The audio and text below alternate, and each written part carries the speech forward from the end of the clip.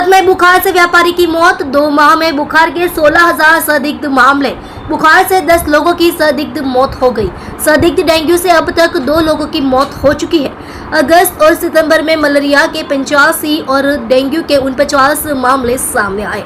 सर्वेक्षण में 686 टीम शामिल हुए। अगस्त में 26 लाख घरों में एक सर्वेक्षण किया गया था, जिसमें 66,000 घरों में मच्छरों के बेड मिले थे। सितंबर में 1.3 लाख घरों का सर्वे किया गया, जिसमें 4,500 जगहों पर मच्छरों के ब्रीडिंग पाए गए। एसएमसी ने 2 माह में 39 लाख का जुर्माना लगाया गया। 9,000 लोगों को ब्रीडिंग नोटिस देने में आई थी।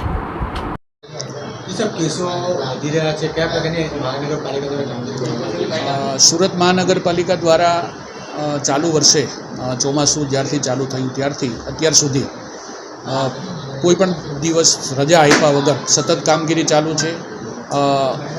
અમારા 686 જેટલા સર્વેલન્સ વર્કરો રોજે રોજ હાઉસ ટુ હાઉસ સર્વે કરે છે, ઘરોની અંદર જઈ અને મચ્છરના ઉત્પત્તિ સ્થાનો શોધે છે। ઓગસ્ટ મહિનાની અંદર અમારા વર્કરો દ્વારા 26 લાખ જેટલા ઘરોની અંદર વિઝિટ કરવામાં આવેલી અને લગભગ 26 લાખ ઘરોમાંથી 66,000 ઘરોમાં અમને મચ્છરના ઉત્પત્તિ સ્થાનો મળેલા। સપ્ટેમ્બર મહિનાની વાત કરું તો અત્યાર સુધીમાં અમારા દ્વારા 12 લાખ કરતાં વધારે ઘરોની અંદર સર્વે કરવામાં આવેલું છે અને એમાંથી 4,500 જેટલા મચ્છરોના ઉત્પત્તિ સ્થાનો મળ્યા છે। એટલે 2 મહિના દરમિયાનની વાત કરીએ તો અમે લોકોએ 39 લાખ રૂપિયા જેટલો વહીવટી ખર્ચ વસૂલ કરેલો છે, જેમના ઘરમાં મચ્છરના ઉત્પત્તિ મળેલી હોય તેમને, અને એના ઉપરાંત લગભગ 9,000 કરતાં વધારે ઈસમોને અમે નોટિસો પણ ઇસ્યુ કરી છે। અને આ કામગીરી સતત જ્યારથી ચોમાસું ચાલુ થયું ત્યારથી અત્યાર સુધી ચાલુ છે।